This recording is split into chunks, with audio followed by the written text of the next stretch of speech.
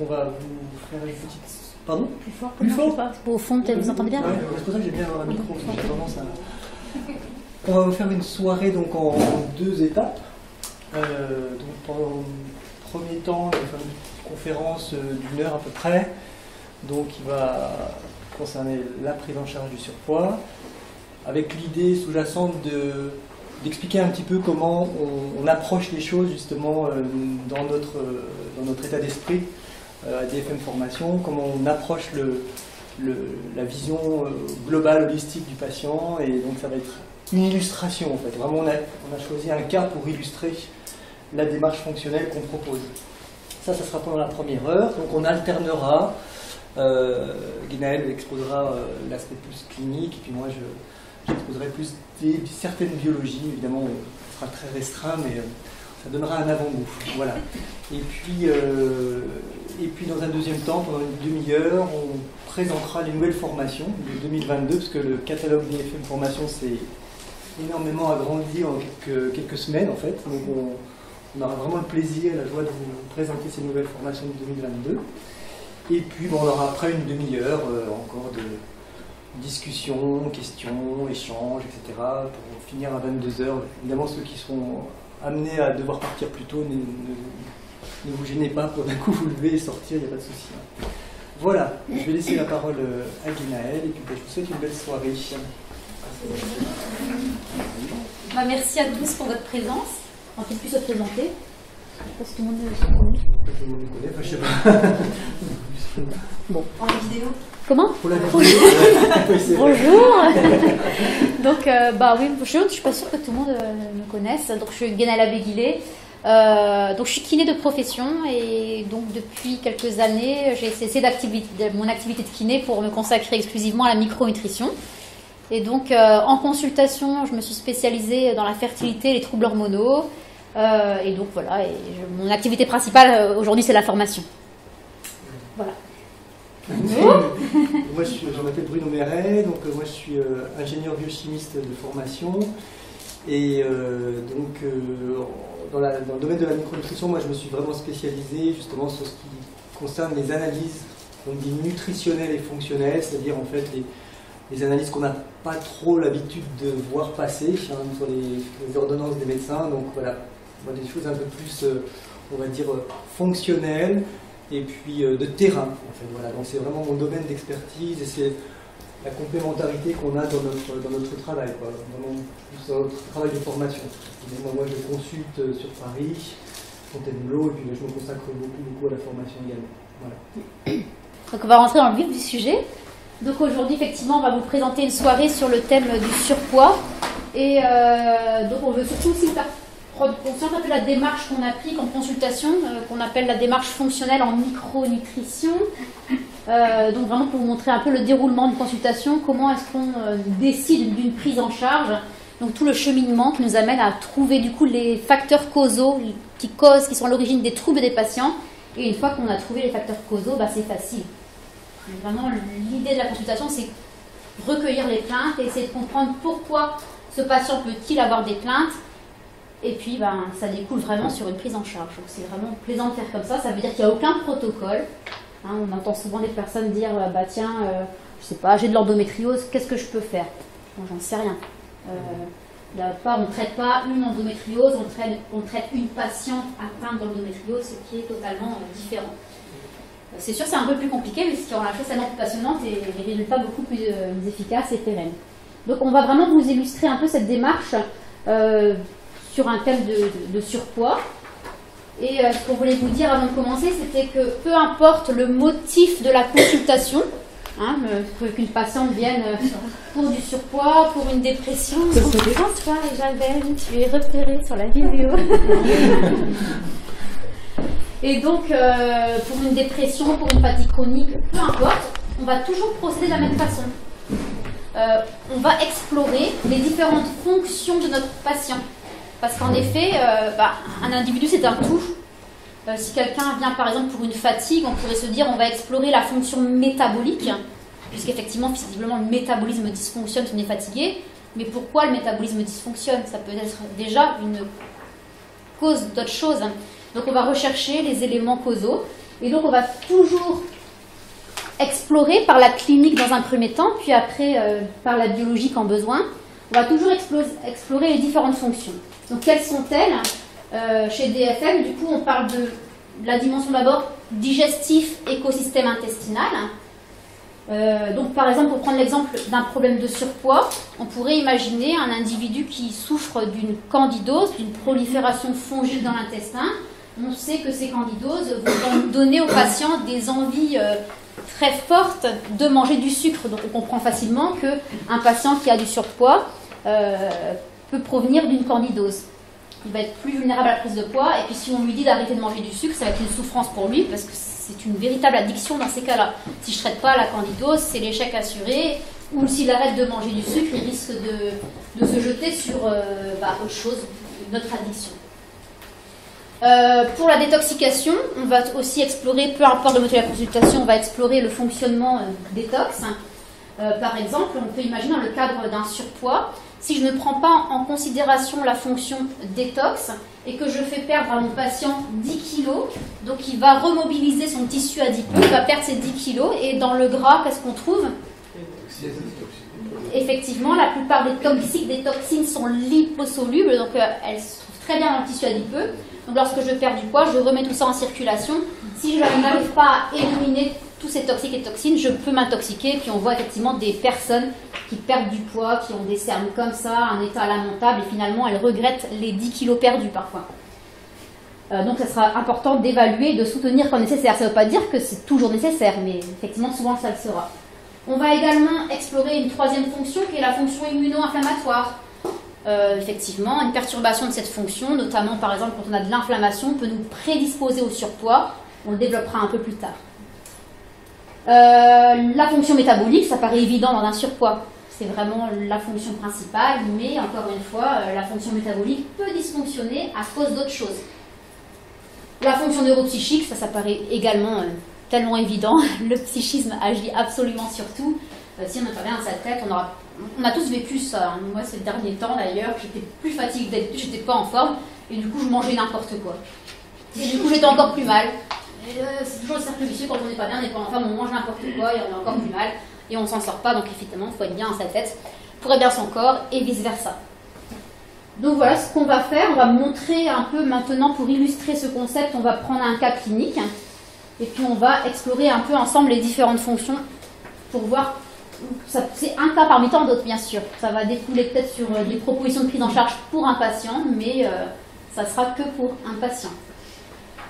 Donc là, on prend un exemple d'un homme qui a 49 ans. C'est un chef d'entreprise, il est célibataire, il n'a pas d'enfant. Donc il vient vous consulter parce qu'il souhaite perdre du poids. Donc c'est un monsieur qui a toujours eu tendance à être un petit peu en surpoids, mais jusque-là, quand il souhaitait perdre quelques kilos, il faisait un tout petit peu d'effort et puis il n'y avait aucun problème, il perdait très facilement. Et depuis quelque temps, c'est plus difficile pour lui. Bon, il vous dit aussi spontanément qu'en plus, il est quand même assez stressé avec son travail. Il sent que quand même ça peut impacter un peu sa prise de poids. Dans les antécédents personnels, il n'y a rien de particulier. Au niveau des antécédents familiaux, son père a fait un cancer colorectal à l'âge de 59 ans. Il ne prend pas de traitement. Et puis, comme beaucoup de personnes, il ne fait pas de sport parce qu'il n'a pas le temps. Alors, on explore très rapidement son assiette parce qu'en fait, on va poser beaucoup de questions. Donc, il faut quand même être assez synthétique. Il faut aller relativement vite dans un premier temps. Et après, on va détailler certains détails. Donc, il a une copine qui est venue vous voir et vous lui avez dit qu'il fallait manger un petit déj protéiné. Donc là, il sait qu'il faut manger protéiné. Donc, il mange du jambon, des œufs, du fromage et du pain le matin. Le midi, au resto, il commence par une petite bière. Après, le classique au resto, des viandes, des frites, ou du riz, ou des pâtes. Ça change un petit peu là. Et une petite salade, parce que ça fait toujours plus joli, parce qu'une assiette de pâtes avec un steak haché, ce sont pas très jolies, donc une petite salade décorative. Voilà. Et après, en dessert, de temps en temps une pâtisserie, mais il sait qu'il faut faire un peu attention quand même, donc des fois il prend rien. Le dîner, un peu pareil, hein, viande, féculents, légumes, fromage et yaourt. Voilà. Donc on pourrait rester critiqué longtemps là-dessus, mais pour l'instant, c'est vrai qu'on a tendance en consultation à dire ah mais tiens, vous devriez plutôt faire ça, ça, ça, puis en fait, on se rend compte qu'on a juste fait l'assiette et puis on n'a plus qu'une demi-heure, il y a tout le reste à faire. Donc moi j'essaye de me forcer à ne rien dire, ferme ta bouche, tu avances, tu déroules et puis on débriefe après. Comme ça on peut mettre tout en lien. Ça c'est dur, ça m'a demandé beaucoup d'entraînement. Alors du coup, on va c'est la première partie, explorer du coup la fonction digestive, écosystème intestinal, détox. Donc en fait, je vous montrerai tout à l'heure, pour être sûr de ne rien oublier et d'être un peu structuré, dans les formations, on apporte dans chaque module des bilans, dans chaque module clinique, on vous montre des bilans afin de vraiment pouvoir conduire votre propre consultation et de rien oublier, d'être structuré, parce que sinon, ça part dans tous les sens. C'est ingérable. Donc il faut être un peu... Moi je ne suis pas du tout structurée de nature, donc j'ai beaucoup m'obliger à vraiment structurer mon enseignement parce que sinon ça part dans tous les sens. Donc du coup, on sait quelles questions on doit poser. Donc là j'ai juste recueilli ce qui dysfonctionne. Ici je vous ai écrit que ce qui dysfonctionne. Donc au niveau de la mastication, parce que ça commence par là, la digestion bien sûr, il mange vite comme beaucoup de personnes et en plus il parle en mangeant. Au niveau de la fonction gastrique, on repère qu'il a des irritations. On ne demande pas ça aux patients. Parce que le nombre de personnes qui me disent non, j'ai des irritations, non. Et après ils disent ah par contre je rote souvent. Et puis peu importe le niveau social du patient, parce qu'on a tendance à se dire bon lui avec son niveau social on va lui employer des beaux mots, mais non, l'irritation c'est pas connu de tous. Donc est-ce que vous rotez? Oui. Il a aussi des reflux et on lui demande est-ce que vous savez avec quoi ces irritations, par quoi sont influencées ces irritations et ces reflux? Et donc il dit effectivement quand il est stressé, il en a plus, et aussi quand il mange trop. Alors on explore la fonction vésiculaire, et là c'est toujours assez sympathique, parce qu'on va poser des questions de plus en plus intimes, donc on l'aura un peu préparé, parce que la question la plus représentative, la dysfonction vésiculaire, c'est est-ce que vous avez du mal à vous essuyer quand vous allez aux toilettes? Donc souvent ça fait un peu... ça les étonne un petit peu, mais effectivement c'est une très bonne indication. S'il ne digère pas le gras, ça va rester dans les selles, et puis forcément, ce sera beaucoup plus dur à nettoyer. Et donc, lui, pas de problème de selles salissantes, mais en même temps, il est assez constipé, pas très, un peu constipé. Mais par contre, il n'a pas de problème de digestion du gras, donc ça a l'air d'aller. Au niveau de l'interrogatoire sur l'intestin, tendance à constiper, donc des selles plutôt déshydratées. Il a, oui, des ballonnements, mais pas énormes non plus. Par contre, il a des gaz odorants. Donc ça vous indique quoi? Voilà, dysbiose de putréfaction, effectivement. Donc ici, qu'est-ce qu'on remarque du coup? Alors oui, voilà, ça c'est les bilans, c'est une partie du bilan digestif que je vous montre pour vous expliquer qu'en fait, vous avez ça pour vous aider à conduire votre clinique, quoi. Donc c'est exactement quel... Alors, vous voyez, j'ai mis un peu en langage crypté pour le reste. Non pas que je voulais pas vous donner les informations, mais pour essayer de vous faire venir à notre module, on s'est dit on va pas tout leur donner, sinon voilà. Donc voilà, du coup, on sait quelles questions poser, bien sûr il faut que ça aille quand même assez vite, et donc là j'ai mis en gras, ou j'ai barré ce qui était bon. Vous voyez, c'est pour vous dire que c'est pas parce qu'on a une dysbiose de putréfaction qu'on a tous les signes cliniques possibles, bien sûr. Donc là, pareil, oui, après je vous donne un autre tableau où il y a les causes des dysfonctions. Donc dans les premiers tableaux, il y a l'investigation clinique où on sait quelles questions poser. Et après, une fois qu'on a trouvé une dysfonction, ce qui nous intéresse, c'est de savoir pourquoi il y a par exemple une dysbiose de putréfaction. Et donc il y a un autre tableau qui répertorie toutes les causes de dysbiose de putréfaction. Donc là, par exemple, est-ce qu'ils mangent trop de protéines? Vous savez que les gens qui mangent trop de protéines vont nourrir excessivement ces bactéries. Mais on peut aussi ne pas en manger de trop, mais mal les digérer. Donc, on sait que lui ne mange pas beaucoup de légumes non plus, donc une insuffisance de fibres. Donc, on repère déjà les causes, vous voyez, grâce à ce tableau, et on n'oublie aucune cause. Et c'est ces causes, ça va forcément déboucher sur une prise en charge. On sait déjà qu'il faudra lui dire de diminuer les protéines, d'augmenter les légumes, de mieux mâcher. Et rappelez-vous, il avait des irritations, des reflux, et ça, c'est un signe d'hypochloridrie. Une insuffisance d'acide chlorhydrique dans l'estomac. Et donc, on sait aussi déjà qu'il faudra prendre en charge l'hypochloridrie. Faudra-t-il encore chercher si l'hypochloridrie est liée à quelque chose? Certainement, il faudra chercher aussi la cause de l'hypochloridrie. Bon, du coup, là, c'est ni plus ni moins ce que je viens de vous lire. Et donc là, après, on essaye de construire au fur et à mesure de la consultation. On essaye déjà de faire des liens. Dès qu'on a une nouvelle information, on essaye de les mettre en lien avec les informations qu'on a tirées précédemment. Donc là, par exemple, on a repéré qu'il y avait une dysbiose de putréfaction. Première dysfonction repérée. À quoi est-elle liée? Donc on a parlé de plusieurs causes chez ce monsieur. Ben, il mange trop de viande, il ne mange pas assez de légumes, il ne mâche pas. Donc il la mérite un peu quand même cette dysbiose. Il y en a qui l'ont, pourtant c'est plus compliqué, mais lui, c'est pas étonnant.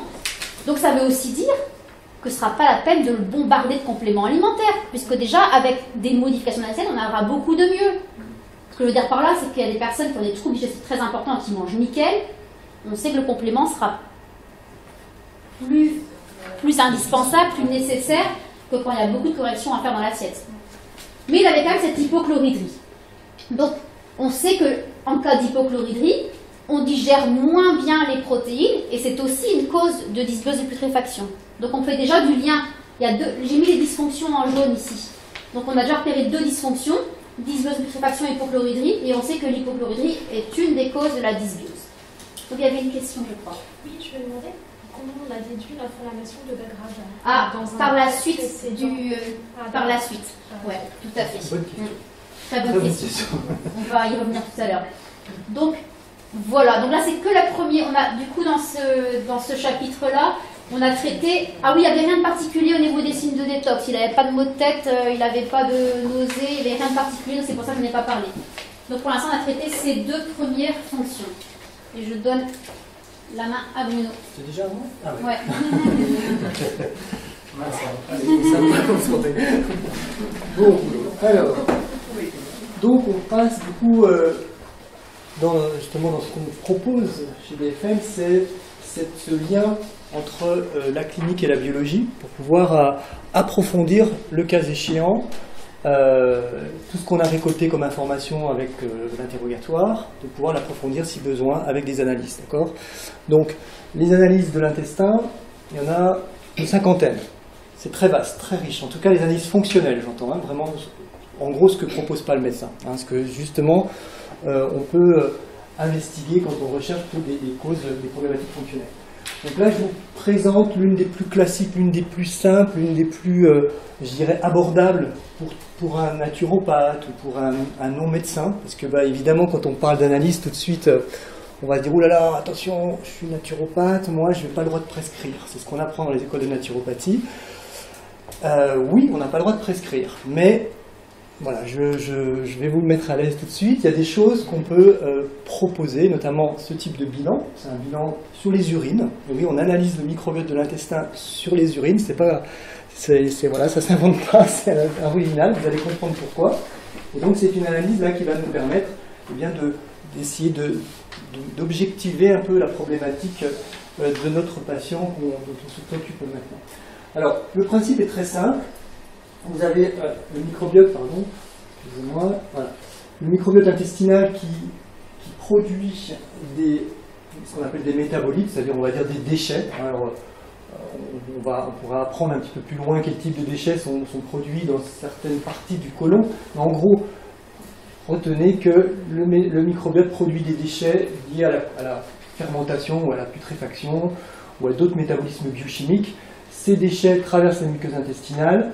Par certains ont un passage hépatique par le système porte.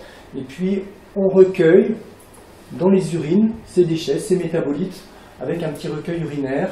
Et donc, on appelle ça, suivant les labos qui font cet examen, on appelle ça soit le DMI pour dysbiose mycose intestinale, soit le MOU pour métabolique organique urinaire.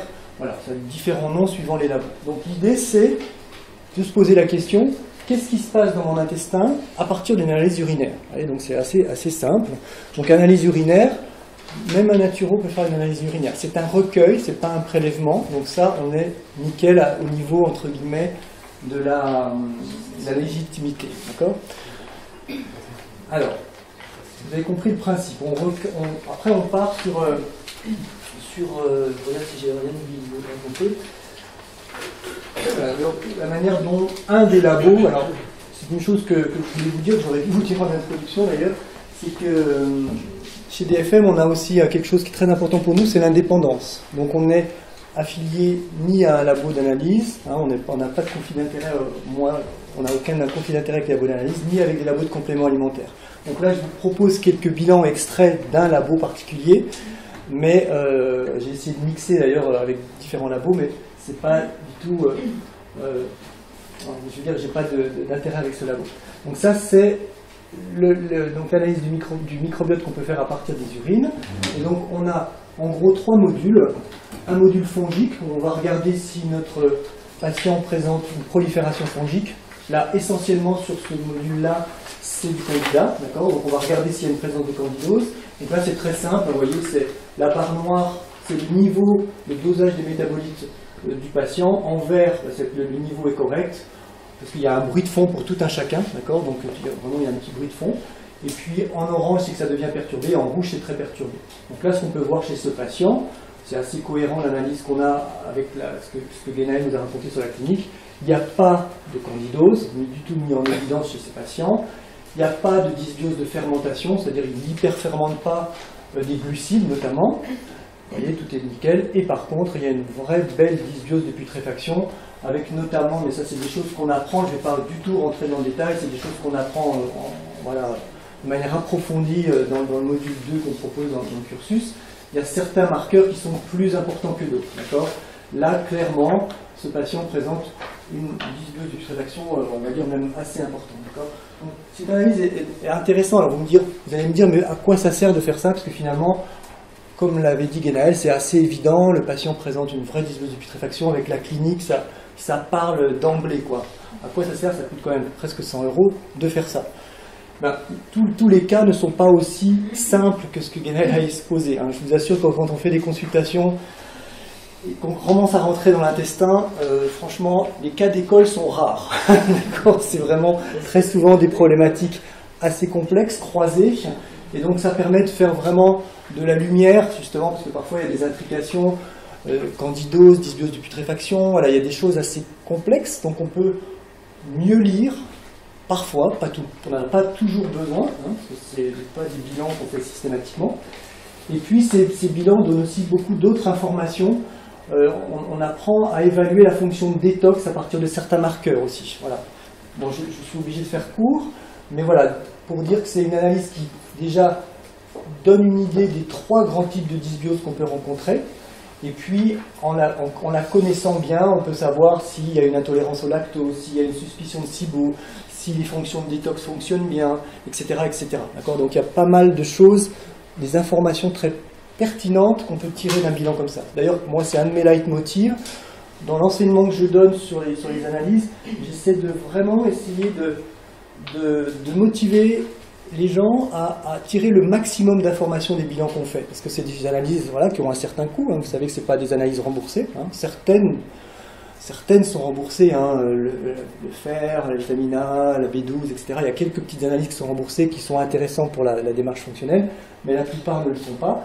Et donc, à partir du moment où la personne investit 100 € dans un bilan, ben j'estime qu'en tant que praticien, on doit se donner la peine d'essayer d'en tirer la substantifique moelle et de le faire parler le plus possible. Voilà, donc ça c'est important. C'est un petit peu mon objectif. Je crois que c'est terminé après la... Ouais, c'est ça. C'est vrai que ce qui est sympa en plus, c'est que, merci, c'est que certains patients, alors c'est pas tous, mais certains patients, si on leur dit juste vous avez une dysbiose, ça serait bien de changer telle et telle habitude, tant qu'ils n'ont pas vu écrit sur le papier, ils vont pas réagir. Et le fait de le voir écrit noir sur blanc, ah mais oui, donc je le vois vraiment, ça donne une crédibilité à vos dires et ça va le motiver dans sa prise en charge. Donc c'est vrai que ça peut beaucoup le motiver à changer. Alors du coup, après la fonction donc écosystème intestinal détox, on va explorer la fonction immuno-inflammatoire. Et donc, alors pareil, hein, je suis guidée avec plein de questions, on ne va pas les montrer, mais en tout cas, on va explorer 4 grandes dysfonctions au niveau du système immuno-inflammatoire. 3 dysfonctions en hyper, en excès de réaction immunitaire. Alors, c'est-à-dire le terrain allergique, le terrain inflammatoire et le terrain auto-immun. C'est des hyperactivités du système immunitaire. Donc on explore ces 3 dysfonctions en hyper et une dysfonction en hypo, c'est-à-dire le déficit immunitaire, une immunité un peu faible. Donc on imagine le genre de questions qu'on pose. Hein. Donc ce monsieur, il n'y avait pas aucun signe d'allergie, d'atopie, pas d'eczéma, pas d'asthme, rien. pas de signe d'auto-immunité, pas d'antécédents familiaux, il n'est pas souvent malade, il n'a pas d'herpès, donc pas de déficit immunitaire non plus. Par contre, ouais, au niveau des signes inflammatoires, il parle quand même d'avoir régulièrement des tendinites qui reviennent régulièrement d'un côté, de l'autre, ou des bursites, tous ces petits bobos en hit qui courent dans nos cabinets. On a quand même beaucoup de patients, notamment vous les kinés, mais pas que, qui viennent pour une tendinite sur une épaule, après ça va être le tendon d'Achille, et puis on restaure d'un côté, puis ça va de l'autre, etc. Donc il a quand même un terrain inflammatoire. Donc du coup, dans cette fonction, c'est ce qu'on repère comme nouvelle dysfonction, on a en plus une inflammation. Donc je le réintègre dans le schéma tout à l'heure. Vous vous rappelez le schéma tout à l'heure, on avait deux dysfonctions, hypochloridrie, dysbiose, qu'on avait mis en relation. On avait trouvé d'autres causes encore à la dysbiose putréfaction. Et maintenant, j'ai trouvé une nouvelle dysfonction. Donc je me pose la question, est-ce qu'elle peut être en lien avec les dysfonctions précédentes ou est-ce qu'elle est totalement indépendante, à votre avis? Est-ce qu'il peut y avoir un lien entre le terrain inflammatoire et ce qu'on a trouvé précédemment? Tout à fait. La dysbiose de putréfaction, c'est vraiment spécifique à la dysbiose de putréfaction, va entraîner une inflammation de bas grade, puisqu'effectivement, ces bactéries, des fractions de bactéries en passant la barrière intestinale vont aller entraîner les cascades de l'inflammation. Donc, hop, on remet cette nouvelle dysfonction en lien avec les autres. Et ça, vous pouvez le faire au fur et à mesure de la consultation. Et ce qui est génial, c'est que le patient, en fait, lui, il sait que tout est lié. Enfin, il se rend compte parce qu'il vit avec cet état depuis bien longtemps. Et on a tendance parfois à voir séparément ces problèmes de tendinite, ces problèmes digestifs. Et en fait, finalement, tout est lié. Et puis, il le sent souvent. Que quand ça va moins bien dans son ventre, il a plus de tendinite, etc. Donc, du coup, on fait un lien entre dysbiose et putréfaction qui entraîne cette inflammation.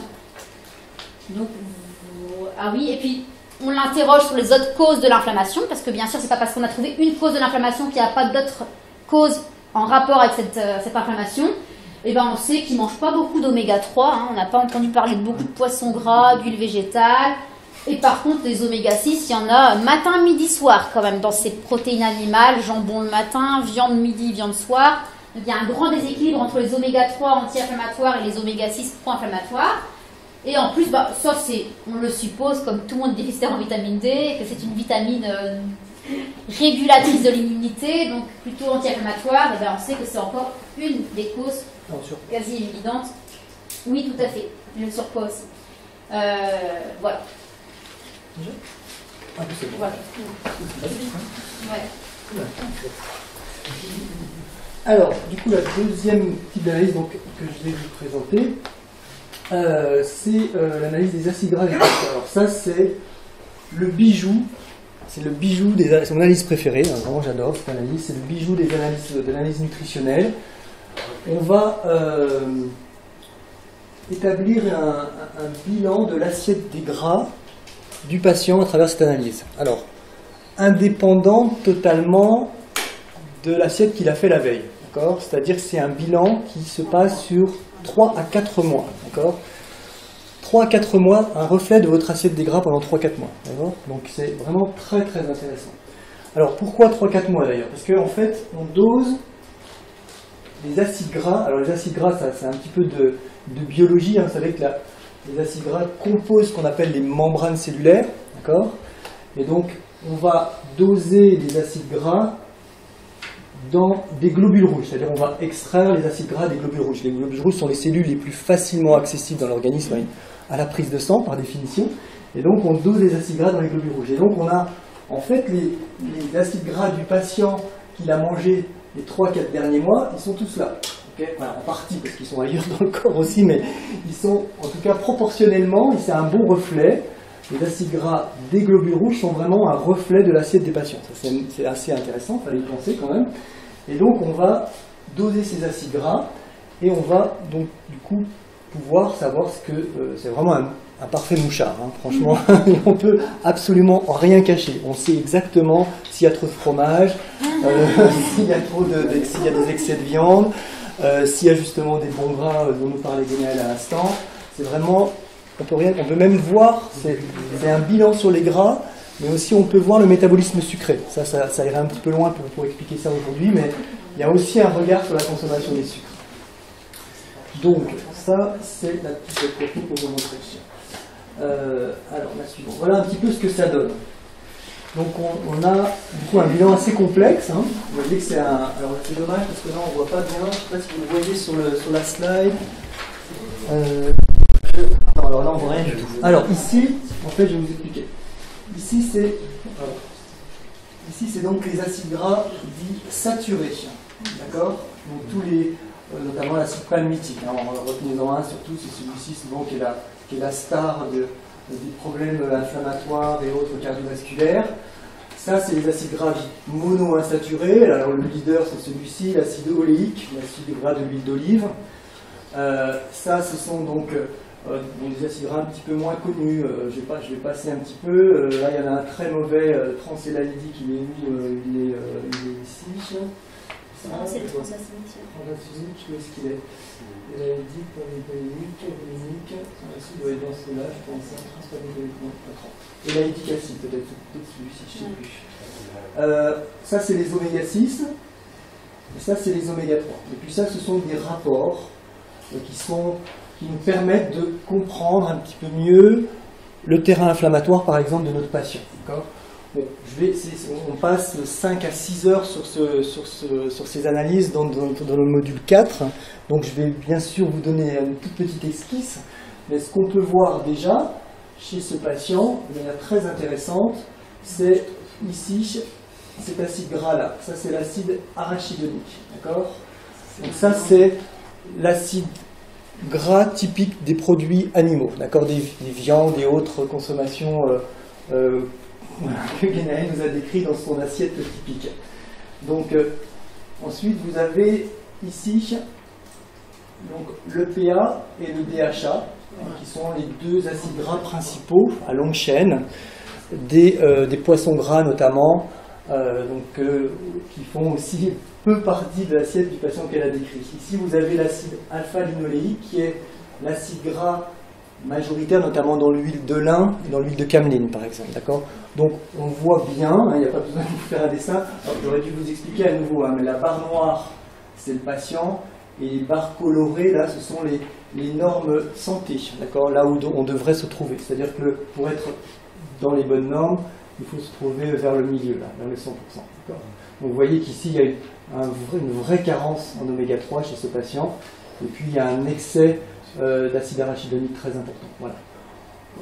Ça paraît pas très important l'excès, mais je vous assure qu'à la pratique, ça c'est vraiment beaucoup. D'accord? Donc c'est du coup, un patient qui a un vrai déséquilibre. On tire ici un rapport, vous voyez, AA sur EPA, vous voyez qu'on explose complètement, c'est-à-dire qu'il y a un très fort taux c'est un rapport sur donc cet acide gras-là sur celui-ci, et ça c'est un des meilleurs marqueurs du terrain inflammatoire. D'accord? Donc on est vraiment sur un très très gros déséquilibre.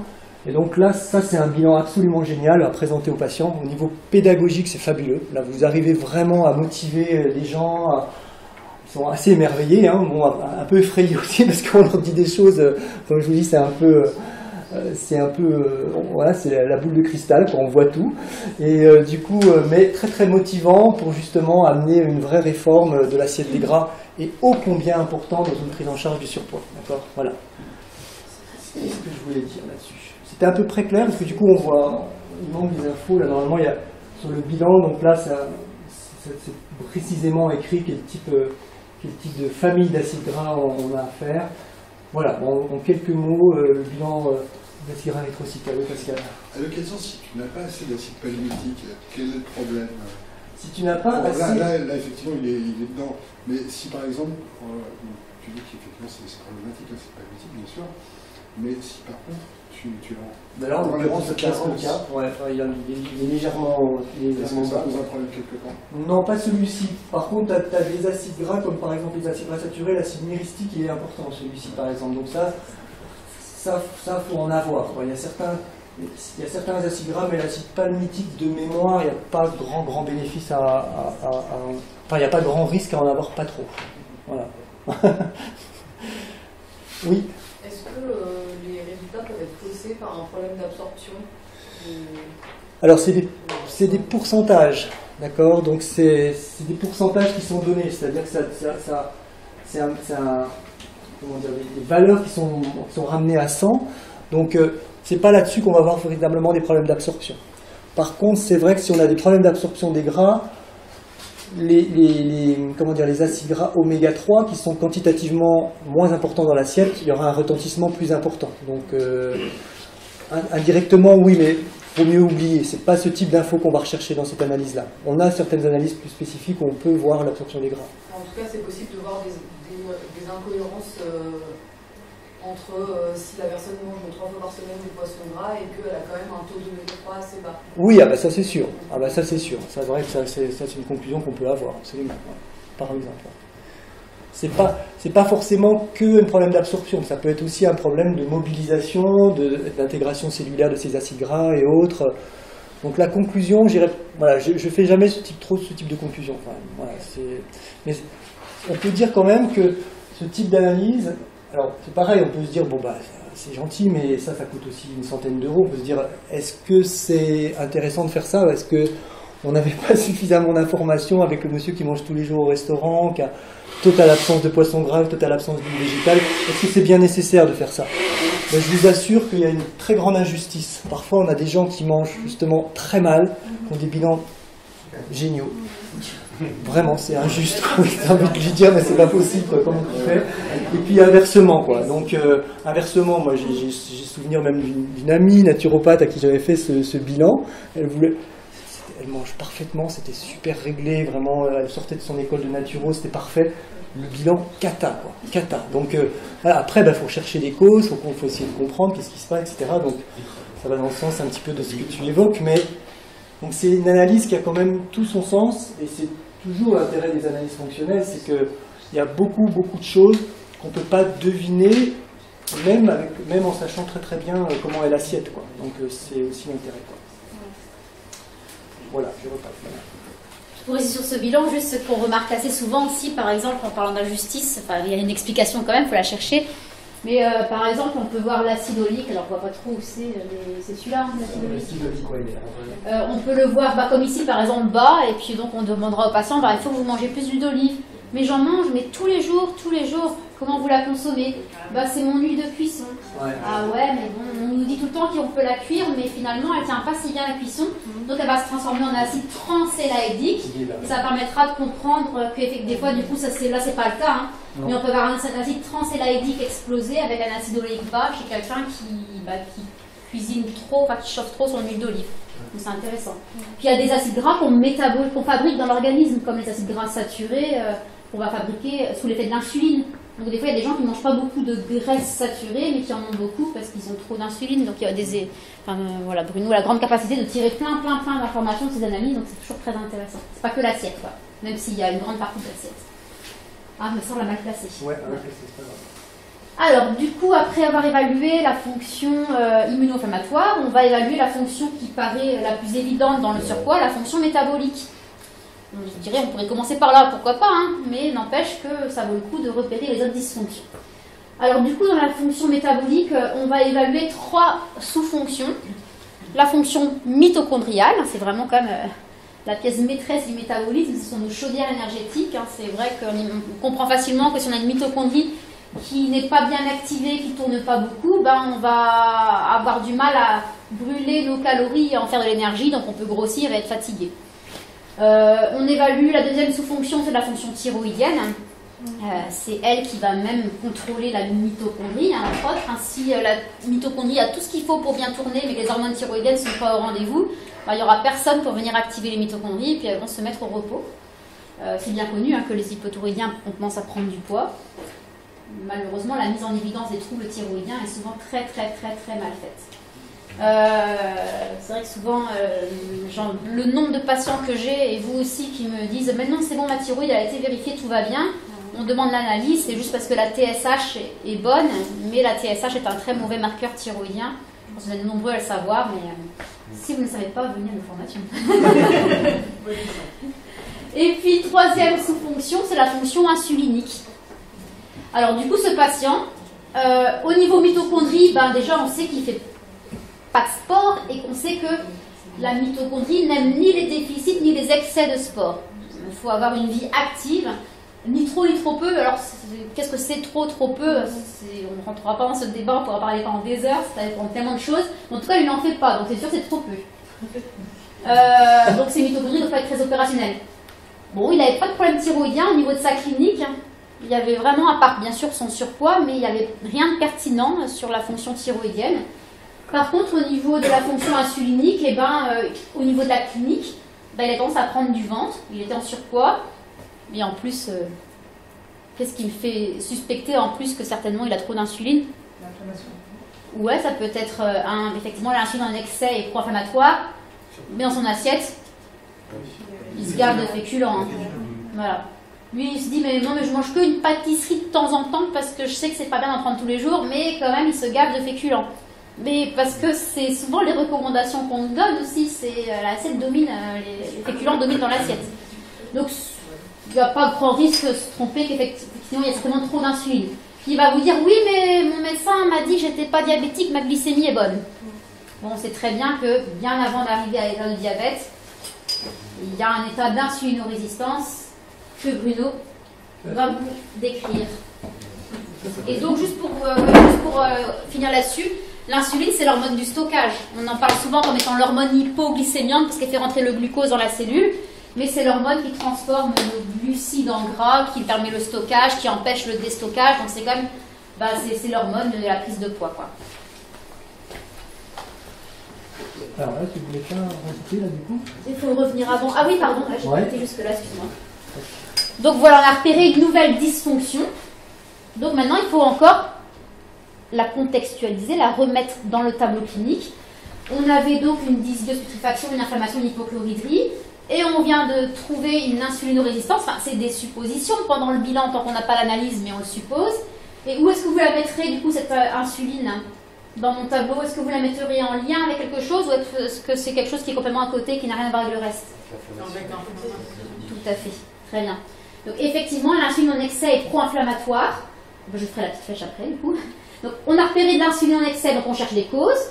Bon, on a dit il y a un excès de féculents, il ne bouge pas. Donc ça explique directement cette prise de poids. Il ne faut pas oublier que lui, il vient pour la prise de poids. Donc à la limite, que vous lui parlez de son inflammation et de son hypochloridrie, peut-être qu'il n'en a rien à faire. Hein. Pour parler poliment. Voilà, donc du coup, si on lui dit juste qu'il faut travailler votre système digestif sans recontextualiser dans le motif de sa consultation, il ne va pas écouter ce que vous lui dites. Par contre, si vous mettez en lien toutes les dysfonctions que vous avez repérées avec son motif de consultation, là, vous allez l'inviter vraiment à changer ses habitudes. Donc effectivement, son inactivité, son insuline sont les causes de son surpoids, son hyperinsulinisme. Et on fait un lien effectivement parce que l'excès d'insuline est pro-inflammatoire pour plein de raisons. Plein de raisons. Ça active les cascades d'inflammatoires, ça fait fabriquer un gras qui se transforme le tissu adipeux qui se transforme en glande endocrine pro-inflammatoire. Et l'inflammation, à son tour, va augmenter l'insuline. Donc il y a un véritable cercle vicieux qui s'installe entre hyperinsulinisme et inflammation. Ah, il faut revenir. Non, c'est bon, je pense. T'as envie de dire quoi après? Ah non, je vais pas revenir, je vais commencer par ça. Donc là, ce qu'on va chercher à mettre en évidence chez ce patient, comme disait Denis à l'instant, c'est que lui, j'ai demandé à mon médecin, on a fait les analyses, on a fait toutes les analyses, on a fait la glycémie, tout va bien. Et donc lui, on suspecte ce qu'on appelle une résistance à l'insuline, justement, c'est-à-dire que une des causes de sa difficulté de perdre du poids, bien que lui, il n'a pas pour l'instant beaucoup essayé, mais du coup, il pourrait être, ces cellules, notamment musculaires et hépatiques, peuvent présenter ce qu'on appelle une résistance à l'insuline. C'est quoi une résistance à l'insuline? C'est une petite slide pour vous expliquer assez succinctement.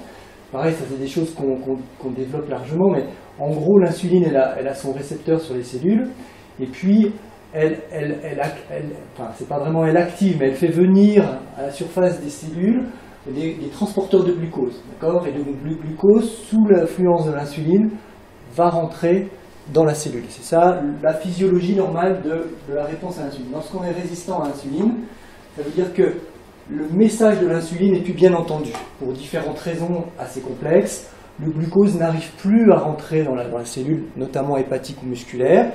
Il est donc plus important dans l'espace extracellulaire, notamment sanguin. La glycémie augmente, et c'est ça qui permet déjà de repérer cette résistance à l'insuline. Sauf que, en fait, il y a différents degrés. Alors là, je remonte en arrière, excusez-moi. Voilà, donc ça c'est la situation. Donc c'est une slide, accrochez-vous, c'est un petit peu, voilà, il faut bien suivre, là, ce là c'est pas évident.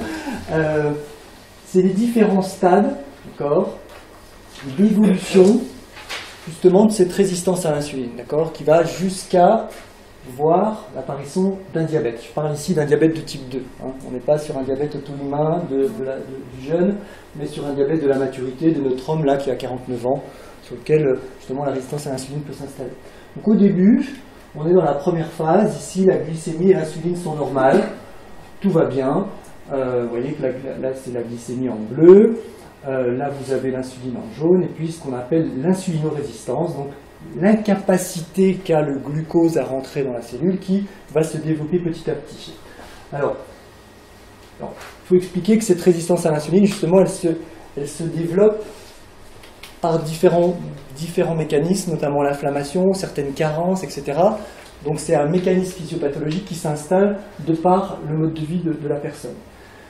Ça, c'est donc le deuxième stade ici. La glycémie est normale.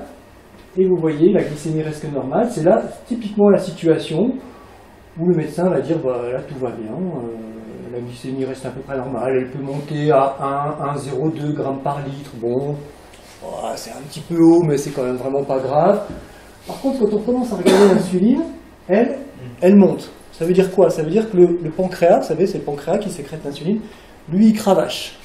Lui, il cravache, c'est-à-dire il y va à fond parce qu'il faut... Vous savez que le glucose, c'est extrêmement dangereux. Hein. Le glucose, c'est comme l'oxygène, quoi. Hein. C'est le Dr Jekyll et Mr Hyde. Hein. C'est-à-dire que c'est hyper nécessaire pour notre métabolisme, enfin, on ne peut pas s'en passer, mais en même temps, c'est hyper dangereux si ce n'est pas dans des normes extrêmement strictes au niveau de la circulation sanguine. Hein. Donc la fourchette de variation du glucose est extrêmement régulée, d'accord ? Donc à partir de 1,02, 1,03, déjà, pour moi, quand je vois ça sur une analyse, je me dis, oh là, il y a quelque chose qui se passe, d'accord? Alors, la plupart du temps, ça c'est un petit peu ignoré. Donc là, vous voyez que le pancréas, lui, cravache, c'est-à-dire il sécrète de l'insuline parce que le message d'insuline n'est pas entendu. Donc il en faut plus, il en faut plus, il en faut plus, pour essayer de faire rentrer ce glucose. Donc, en fait, le taux de glucose qui reste correct, c'est un faux semblant. C'est-à-dire que vraiment, derrière, il y a un processus métabolique qui est anormal, qui s'est mis en route, pour justement maintenir ce glucose absolument dans les normes physiologiques, d'accord? Mais derrière, c'est vraiment, il y a un vrai déséquilibre qui s'est installé. Donc, l'insulinorésistance suit la courbe, hein, justement, de cette évolution de l'insuline qui augmente, d'accord? C'est vraiment en parallèle, quoi. Troisième étape, là, l'insuline, la glycémie commence vraiment à augmenter, donc l'insulinorésistance commence à être franche, et donc, en fait, c'est une évolution, hein, il n'y a pas vraiment de différence ici, sauf que l'insulinorésistance est de plus en plus forte. Et du coup, l'insuline augmente de plus en plus. Et puis, dernière étape, là, c'est la chute, c'est-à-dire qu'à force d'avoir tiré ce pancréas, il n'arrive plus à fabriquer d'insuline. Et donc, le diabète s'installe. Et on devient insulinodépendant à partir d'un certain stade. Vous savez qu'avec les antidiabétiques oraux, le médecin arrive à travailler sur cette insulinorésistance, mais au bout d'un moment il n'y arrive plus et donc on passe à l'insuline. Donc l'idée, nous, ce qu'on va faire dans la démarche fonctionnelle, c'est d'essayer d'anticiper et de voir un peu ce qui se passe très précocement. Donc chez ce patient-là, du coup, on peut faire un dosage de la glycémie et de l'insuline et calculer à partir de là un index qu'on appelle le HOMA. Alors ça, c'est un truc génial. Vraiment, dès que... C'est pareil, c'est des analyses. Dès que vous voyez quelqu'un avec un surpoids, proposez ça. Parce que c'est vraiment... Ça va vous donner une argumentation aussi. Déjà, voir un petit peu l'état de l'insulinorésistance. Un argumentaire pour justement motiver le patient, notamment celui-ci, ça va être parfait pour le motiver dans sa restriction l'apport de féculents, voilà, d'apport de glucides, etc. Parce que vous voyez que, alors en deux mots, ce qui est vraiment intéressant, c'est que nous on se situe dans ce travail-là. C'est-à-dire on va essayer de repérer des glycémies, vous voyez, qui se situent entre même un petit peu avant, mais vous voyez là sa glycémie est à 0,7, vous voyez, enfin 1,7 g, pardon, 1,07 g, Donc, du coup, ça, c'est une glycémie qui passe complètement inaperçue en médecine générale. globalement. Hein, il y a des médecins qui vont s'alerter, mais globalement, ça fait passer assez inaperçu. Et vous voyez que son insuline est très fort. Très fort, pardon. Et donc, à partir de là, on calcule un index qui s'appelle l'index OMA, qui est une formule calculée à partir de la glycémie et de l'insuline. Et donc, pour qu'il soit dans les normes, cet index doit être inférieur à 2,4, 2,5. Voilà, d'accord ? Et donc, vous voyez que là, il est très largement augmenté, ce qui est vraiment la signature d'une résistance à l'insuline. Donc, on est, vous voyez, au niveau de la glycémie, on se situe vraiment dans des fourchettes qui, normalement, ne sont pas graves. Mais là, on a vraiment un processus métabolique qui est enclenché, qui va aboutir à un moment donné à un prédiabète si on ne fait rien, d'accord ? Donc le prédiabète, par définition, ça c'est vraiment la définition médicale, c'est à partir de 1,10 g par litre, et le diabète c'est 1,26, d'accord ? Vous voyez que nous, on a vraiment repéré, à partir de cette analyse qui coûte vraiment rien, hein, ça coûte 18 € je crois, donc vraiment pas cher, on a mis en évidence un problème métabolique très important, on va pouvoir motiver du coup à une certaine prise en charge. Et puis ça nous donne une idée, là c'est une vraie belle insulinorésistance par exemple. C'est assez intéressant. Donc ça nous donne une idée aussi de la profondeur du problème, quoi, hein, ou à quel degré il s'est installé. Justement, oui. Le médecin, quand il voit une glycémie à limite, il ne demande pas une... Alors ce test, loin de moi l'idée d'incriminer les médecins, ils ont beaucoup de travail, mais alors, ce que je voudrais dire justement, c'est une très bonne question, parce que je voudrais dire que c'est une analyse qui est peu connue. Alors, souvent les médecins en ont entendu parler. Dominique, tu me confirmeras ça. Mais moi j'en prescris presque tous les jours. Oui, bah oui, mais toi, c'est très particulier. Je suis seul dans ma ville à prescrire ça, je suis pas médecin. Oui, c'est ça. En plus, quand on va au labo, c'est dérangeant parce que les filles ne savent pas qu'il faut beaucoup de... Ouais. C'est dérangeant. D'accord, ok. Bah, bon, après, peu de médecins le connaissent. Après, je dirais, c'est vrai, les diabétologues connaissent quand même. Hein, ils connaissent le HOMA, voilà, ils savent ce que c'est, ils vont vous dire que ça ne sert pas à grand-chose. Mais en fait, chacun son job, quoi. Ils ont tellement de travail à faire sur la pathologie quand elle est installée. Ils voient tellement des cas voilà, très installés sur lesquels la situation de diabète est là, donc on ne s'occupe plus de ça. Donc à quoi ça sert pour eux? Ouais, franchement, moi, c'est pas que je les comprends, mais d'un certain point de vue, si.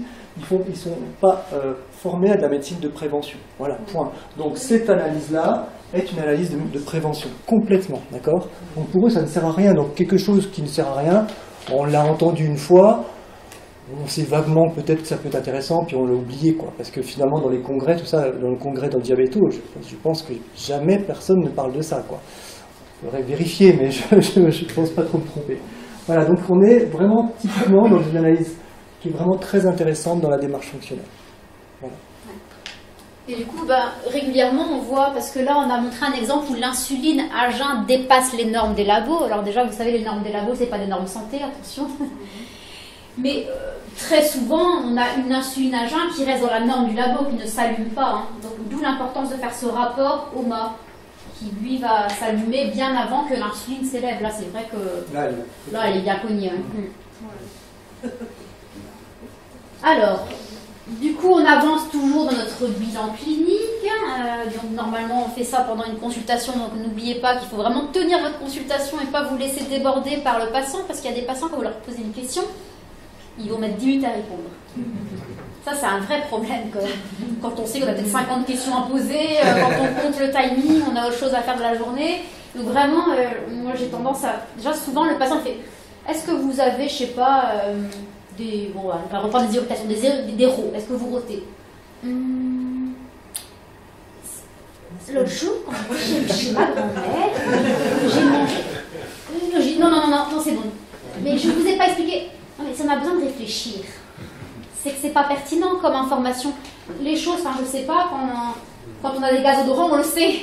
Ou notre compagnon, on le sait. Donc il n'y a pas besoin de réfléchir. C'est une information qui vient spontanément, rapidement, qui est vraiment gênante au quotidien. C'est l'information la plus pertinente, parce qu'on peut tous avoir eu tous les signes cliniques possibles et imaginables un jour ou l'autre. Donc essayons de... Je dis toujours aux patients, si vous hésitez, je mets non. Et je vous explique pourquoi. Il faut que ça aille vite. Il faut bien lui faire comprendre que c'est pas par impolitesse, c'est pas que ça vous intéresse pas, c'est que ça va vous noyer dans l'information, que vous n'allez pas réussir à en tirer des informations pertinentes. Et donc, ce bilan clinique qu'on fait dans la première séance, c'est vraiment, ce sont les fondamentaux, c'est la fondation d'une maison. Si on ne pose pas bien les fondations, on n'arrivera jamais à faire une bonne prise en charge. Donc, il faut vraiment Il faut vraiment que ce soit vous, en tant que thérapeute, soyez vous, en tant que thérapeute, qui domine la consultation. Il ne faut pas se laisser dépasser, déborder. Alors du coup, après, on va évaluer les fonctions neuropsychiques, et là, c'est un gros paquet, les fonctions neuropsychiques. On va évaluer déjà les biorhythmes, hyper importants. Je pense que s'il y a quelque chose à évaluer dans les fonctions neuropsychiques, c'est vraiment les biorhythmes. Est-ce que mon patient a des biorhythmes réguliers, en adéquation avec ses propres biorhythmes? Vous savez, les gens qui font les 3-8, qui travaillent la nuit, qui ne respectent pas leur chronotype, ils ont plus de surpoids, d'obésité, de cancer, de dépression, d'hypertension artérielle, enfin, on est bien informé là-dessus. Et effectivement, il y a ce couple cortisol-mélatonine qui sont à la base même de nos biorhythmes, qui sont vraiment des fonctions fondamentales. Donc on a tout un questionnaire pour évaluer les biorhythmes, pour évaluer la synthèse de cortisol, évaluer la synthèse de mélatonine par la clinique. On va évaluer les neurotransmetteurs, la dopamine, sérotonine, noradrénaline. On va évaluer la neuroinflammation. Enfin bref, je ne vais pas passer les détails, mais c'est un gros chapitre. Et donc, qu'est-ce qui ressort chez ce monsieur? Alors moi, ce que j'aime bien toujours poser comme question au début, c'est est-ce que vous êtes stressé, anxieux? C'est un peu abstrait souvent. Et surtout, ce que je pose, c'est... Parce que généralement, c'est oui quand même. Sinon, on les a pas dans mon cabinet. Et alors, quand c'est non, des fois, c'est presque inquiétant. Dans le monde d'aujourd'hui, ne pas être stressé, souvent, c'est que c'est intériorisé.